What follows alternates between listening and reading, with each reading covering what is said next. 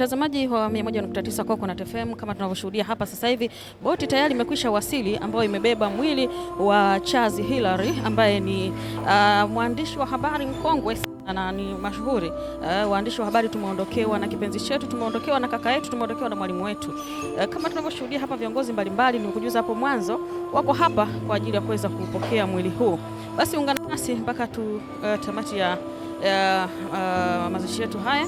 Mnayekuongozea hapa naitwa Lubna Castro. Ungana nasi mpaka mwisho pale tutakapokuambia bye bye. Muda si mrefu tutaweza kushuhudia mwili wa mwanahabari mwenzetu ambaye tayari ameshatangulia mbele za haki, ukiwa unashushwa kwenye boti hii ambayo unaiona hapo inashushwa. Mtazamaji wa 101.9, tayari mwili ukiwa unashushwa huo namna hivyo, tukiona hapo viongozi mbalimbali wakiongozwa na mkuu wa mkoa mjini Magharibi Mheshimiwa Idrisa Kitwana Mustafa wakiwa katika kubeba jeneza hilo pamoja na kulitoa nje la kipenzi chetu Charles Hilary ambaye ametangulia mbele za haki siku ya tarehe 11 alfajiri.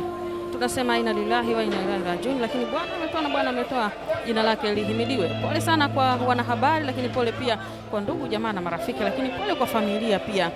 Pole pia kwa ofisi ya Rais Ikulu, kwa Rais Dr. Hussein Ali Mwinyi kwa kuweza kuondokewa na mfanyakazi wake pendwa kabisa.